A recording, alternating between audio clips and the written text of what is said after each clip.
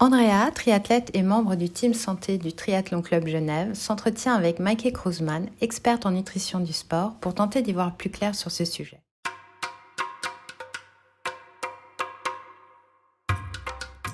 Alors, la question que je me pose toujours, c'est qu'est-ce que je peux manger avant un entraînement ? Et la réponse dépend beaucoup de tes habitudes. Mais elle dépend surtout en fait de la durée et de l'intensité prévue de ton entraînement. Et puis aussi, c'était quand la dernière fois que tu as mangé avant ton entraînement. Donc c'est ça surtout qui va déterminer ce qu'il faut consommer. Ce qu'il faut savoir, c'est que quand tu fais un effort physique, il y a toujours deux types de carburants qui sont utilisés. Les graisses, les lipides, ou les sucres, les glucides, les hydrates de carbone.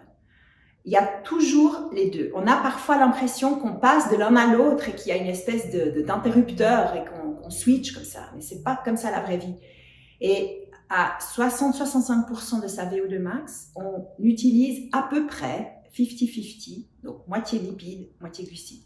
Donc ça veut dire que quand on fait des entraînements à faible intensité, on n'a pas besoin, on ne va pas utiliser énormément de glucides. Et si je veux pousser mon organisme à être capable d'utiliser, d'oxyder les lipides, ben je vais éviter de trop manger de glucides, rester à un entraînement à basse intensité et forcer quelque part mon organisme à utiliser les graisses. Si je veux faire des séries d'intensité, si je n'ai pas de glucides à bord, mon entraînement ne sert à rien. Donc, en fait, c'est pour ça que si par exemple mon repas date il y a 2, 3, 4 heures, ou que j'ai faim, c'est un très bon indicateur la faim, et que je veux faire des séries d'intensité sur la piste, il faut que je prenne une collation glucidique avant, c'est sûr. D'accord. De quel style ? Ben ça dépend beaucoup des habitudes de chacun. Mais quelque chose qui est très digeste, donc ça dépend des personnes. Pour certaines personnes, ça va être du pain. Pour d'autres, ça va être un fruit ou une pâte de fruits. Pour d'autres personnes, le solide, jusqu'à 3 heures avant, c'est impossible. Donc ça va être plutôt une boisson glucidique. Ça peut être un smoothie ou... Voilà, ça dépend vraiment d'une personne à l'autre.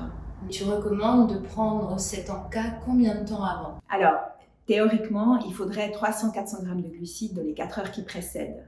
Ça, c'est très théorique et ça dépend beaucoup du temps qu'on a à disposition. Mais plus on se rapproche du moment où on va faire l'effort, plus la quantité va être petite parce qu'on n'arrive pas à la digérer sinon.